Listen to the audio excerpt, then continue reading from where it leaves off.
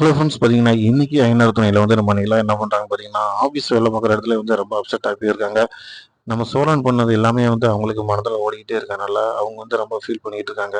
அப்போ ஒர்க் பண்ணிக்கிட்டு இருக்க அவங்களோட ஃப்ரெண்ட் கேட்கும்போது, "ஒண்ணும் பிரச்சனை இல்லங்க" அப்படின்னு சொல்லிட்டு என்ன பண்றாங்கன்னா, அவங்ககிட்ட வந்து ஒரு ரெக்வெஸ்ட் கேட்குறாங்க. என்ன விஷயம் அப்படின்னு பார்த்தீங்கன்னா, "எனக்கு தனியா வந்து ஹாஸ்டல்ல ஒரு ரூம் வேணும். ஏதாச்சும் அரேஞ்ச் பண்ணி தருமா?" அப்படின்னு கேட்கும்போது, "ஒண்ணும் பிரச்சனை இல்ல. நான் தங்கியிருக்க ஹாஸ்டல்லே வந்து என்னோட ரூம்ப நீங்க ஷேர் பண்ணிக்கங்க. ஒண்ணும் பிரச்சனை இல்ல" அப்படின்னு சொல்லிர்றாங்க.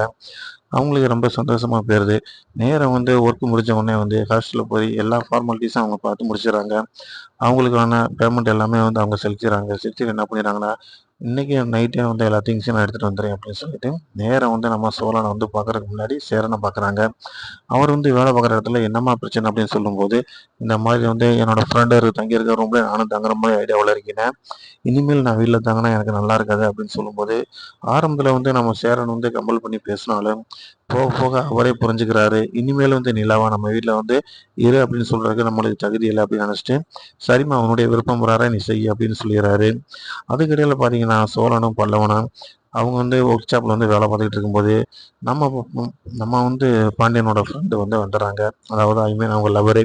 அவங்க வந்து என்ன சொல்றாங்கன்னா, அவங்க வந்து ஒரு ஸ்பெஷல் கிஃப்ட் வாங்கிட்டு வந்து, அத வந்து பாண்டியனுக்கு குடுக்கும்போது, அது வந்து ரொம்ப ரேட் கம்மியான பிரைஸ்ல ஒரு ரூ. 30 கிஃப்ட் தான் கீ செயினு.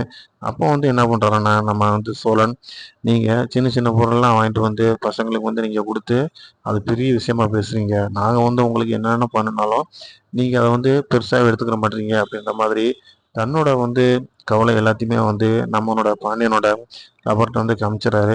பட் இருந்தாலும் வந்து அவங்க வந்து, இனிமேல் நீங்க இருக்கும்போதே கண்டிப்பா நான் பாண்டியன பார்க்க வர மாட்டேன்னு சொல்லிட்டு கோச்சிக்கிட்டே போயிர்றாங்க. இப்படி ஒரு சூழ்நிலை நடக்கும்போது, வீட்டுக்கு வராங்க நம்ம சோழனும், பாண்டியனும். அந்த இடத்துல பார்த்தீங்கன்னா, சேரனும், பல்லவனும் ரொம்ப ஃபீல் பண்ணி உட்காந்துருக்காங்க.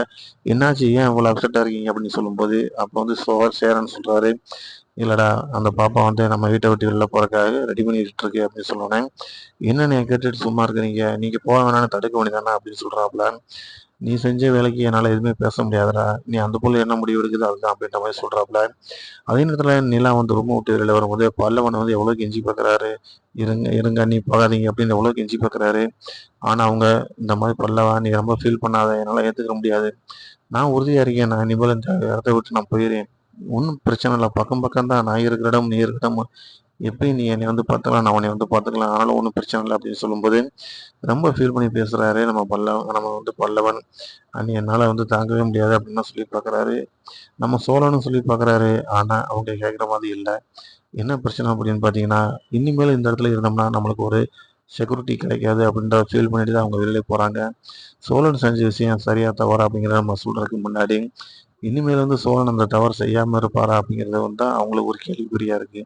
அந்த சந்தேகத்திலே அவங்க வந்து அந்த வீட்ட விட்டு வெளியேறக்கு ரெடி ஆகுறாங்க. தொடர்ந்து நம்ம சேனல பாருங்க. லைக் பண்ணுங்க, ஷேர் பண்ணுங்க, சப்ஸ்கிரைப் பண்ணுங்க.